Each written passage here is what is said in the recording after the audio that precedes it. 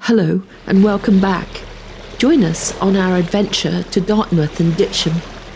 We'll be sailing up the River Dart and looking at all the wonderful history.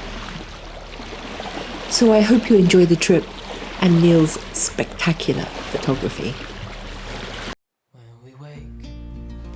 Since entering service in 2004, Queen Mary II has become a firm favourite amongst Cunard travellers. When the ship joined the Cunard fleet, she was the largest, longest, tallest, widest and most expensive passenger ship ever built. Call us crazy, but things are finally right. With you and I, the future is bright.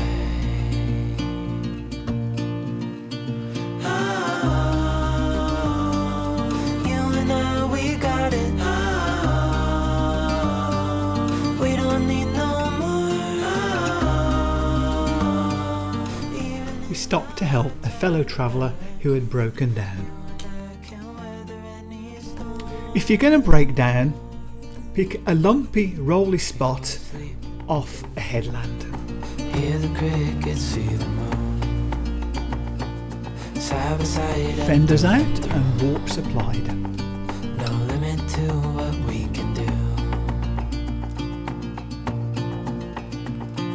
Oh yeah, then more fenders. What we have, let's hold on tight. Found what we're looking for in life. Call us crazy, but things are finally right. With you and I, the future is bright. So after a top up with petrol, we untied the warps and on our way again. You and I, we got it. We don't need no more.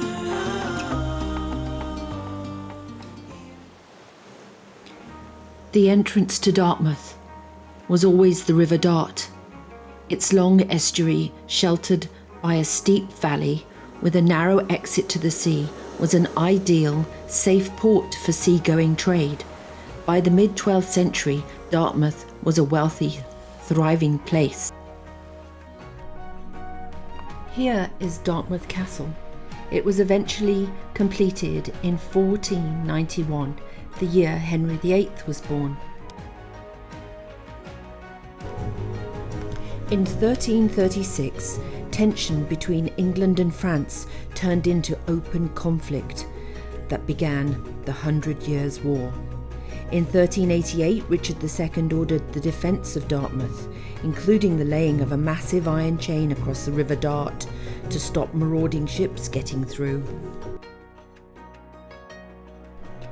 In 1500, another gun tower had been built on the opposite side of the river at Kingswear. This was intended as a last line of defence against enemy ships that had eluded Dartmouth Castle and breached the river chain.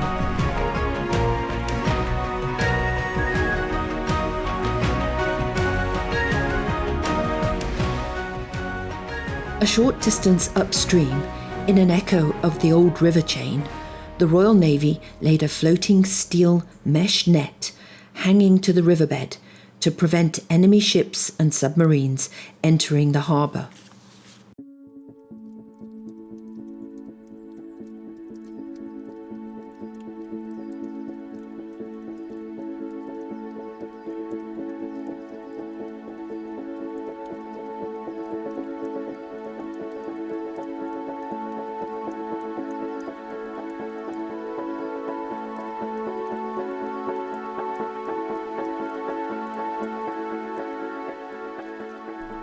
After spending the night on the mid-river visitors' pontoon, it was time to get up for breakfast. And oh my, what a breakfast!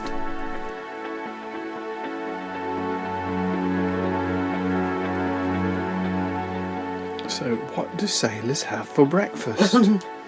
Well, on their wedding anniversary, they have cake. Yay! Today's our wedding anniversary, and we're starting off with millionaires a chocolate cake and a fresh cup of coffee before bouncing over to Dartmouth. Yep. Yummy. Look how black that is inside.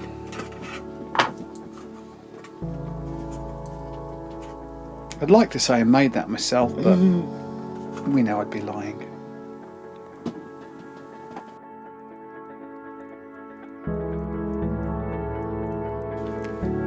Britannia Royal Naval College, which can be seen here on the hill, overlooking the River Dart, had its foundation stone laid in 1902 by King Edward VII. However, the training of naval officers at Dartmouth dates back to 1863.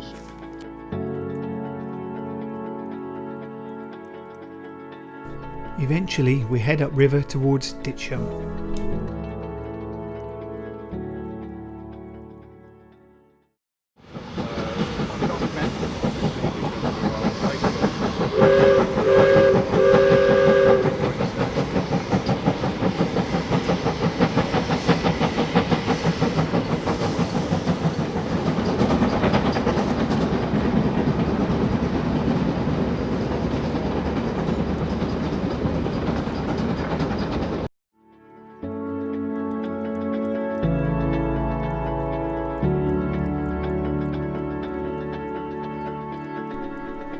As this aerial photograph shows, make sure you use your charts. This is known as the anchor stone and is cover at high water. At low water, there's a terrible lump of rocks marked with this one red can.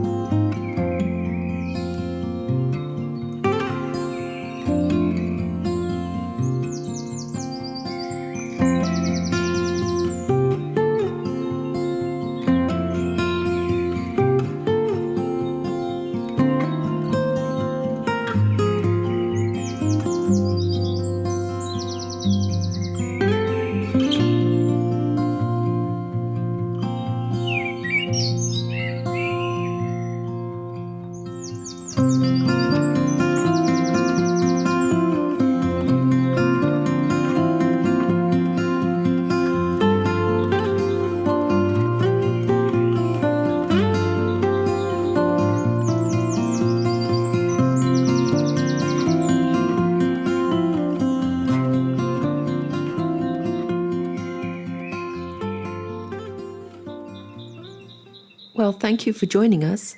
I hope you enjoyed the trip. We certainly did. Join us again on our next adventure of Sea Pigeon.